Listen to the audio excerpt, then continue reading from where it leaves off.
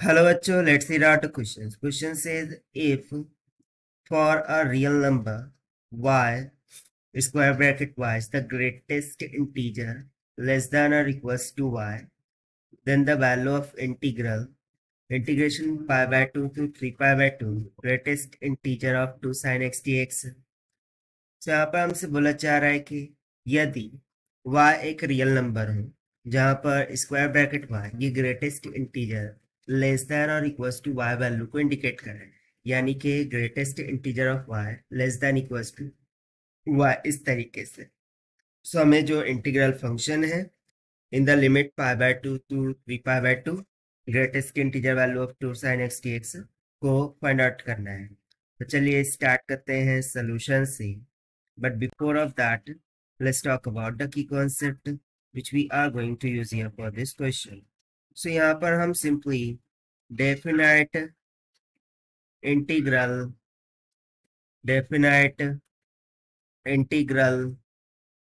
property का use करेंगे। So according to definite integral property, if we have been given an integration of a to b f of x dx, so इसका integration निकालने के बाद function आ जाएगा g of x और limit हो जाएंगी a to b. So after substituting the upper limit and lower limit, we'll get the answer g of b minus में g of. उसी के साथ साथ सेकंड हम यहाँ पर फॉर्मूला यूज करेंगे द ग्रेटेस्ट इंटीजर फंक्शन का. So greatest integer function value of 2 sin of x. This will vary from -2 to +2 of x.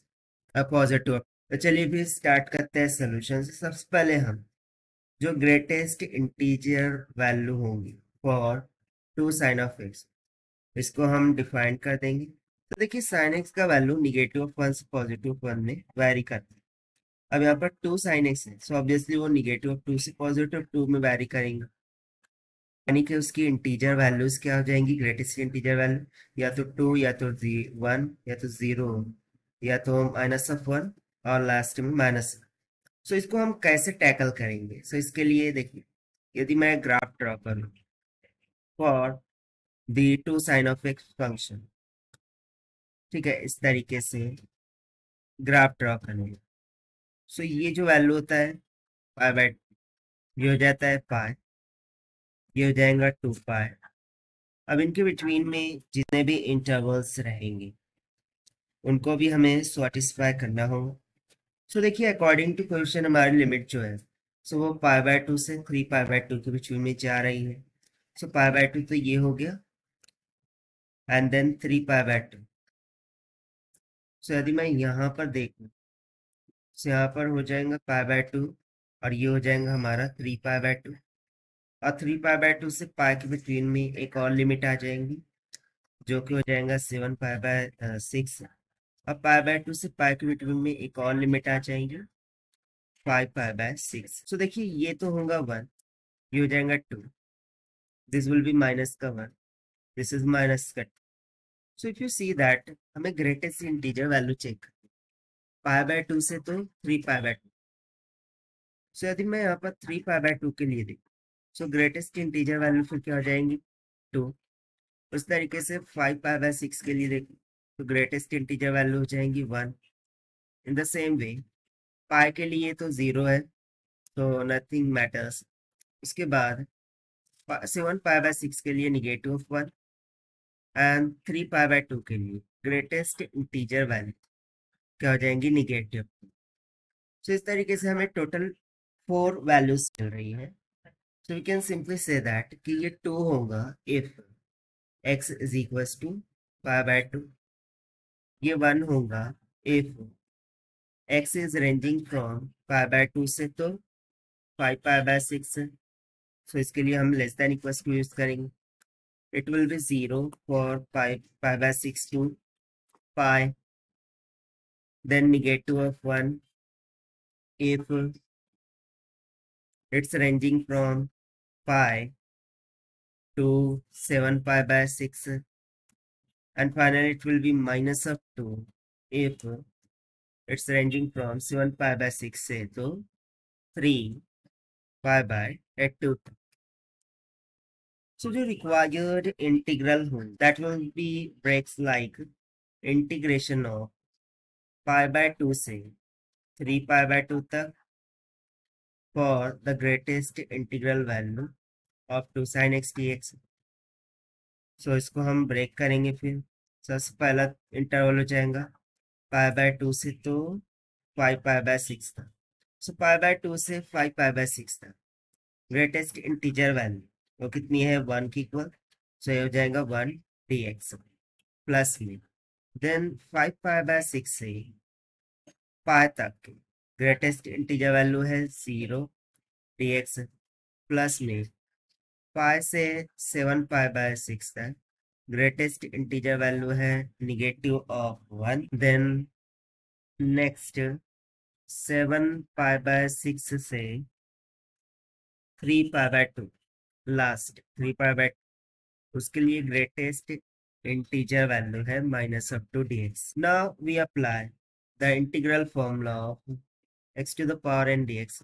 This will be equals to x to the power n plus 1 by n plus 1 यानी कि power में एक से addition होगा और वही term denominator में भी रिफ्लेक्ट होंगे। So here we would say the integration of 1 dx will become x and the limit will go from pi by 2 to 5 pi by 6.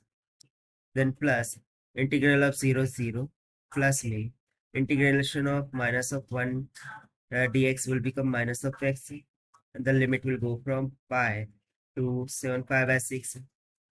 Then plus me integration of minus 2 dx will be minus 2x and the limit will go from 7 pi by 6 to 3 pi by 2. Now put upper and lower limit by using the definite integral property. So here we will get the upper limit 5 pi by 6 minus lower limit pi by 2 then plus minus of 7 pi by 6 minus will get plus pi plus और फिर जो last में है यहाँ पर minus का 2 into x है। X की जगह पर हम 3 पाई बाय 2 रखेंगे। तो देखिए 2 से 2 कैंसिल कितना बचेगा -3 pi. Okay -3 pi then minus will get plus. अब देखिए माइनस का 2x है 7 पाई बाय 6 रखेंगे। सो 2 3 जा कितना हो गया 6 यानी कि 2 से ये 6 कैंसिल आउट होगा।